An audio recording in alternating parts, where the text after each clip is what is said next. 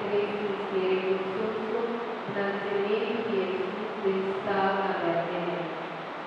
La manera de los pensamientos en tres misterios gozosos.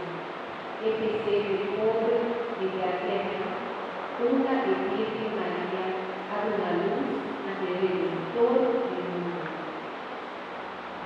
Oh Madre de Dios, todo el misterio del nacimiento de un Salvador, de un pobre presente, nos ha pedido una turete de aprecio penetrante y el valor verdadero y el cosa mundana y divino.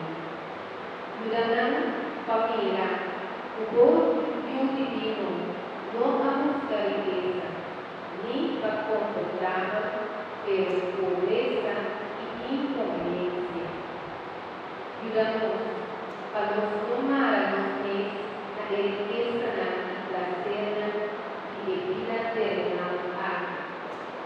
Para nuestra lucha al tesoro del corazón puro y con amor inmenso a Dios y de placera y con vida futuro del cielo. Amén. Nos canta toda la cielo, con nombre sea santificado. La gloria divina de Dios, tu voluntad sea en la tierra como en el cielo.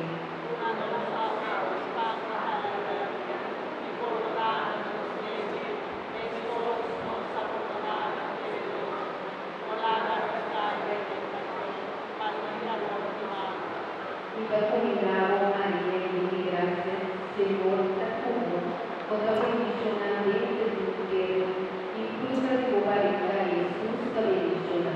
Santa María, Madre de Dios, líbranos pecadores, ahora y en la hora de nuestra muerte. Amén.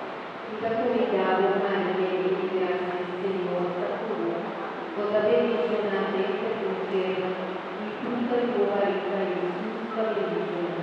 Santa María, Madre de Dios, líbranos pecadores, ahora y en la hora de nuestra muerte. Amén.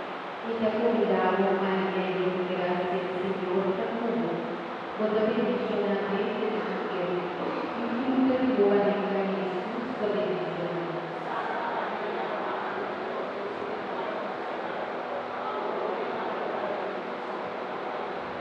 Encomendado María, llena de gracia, Señor está con vos, con la bendición de tu mujer, y fruto de tu barriga, Jesús, te bendicioná.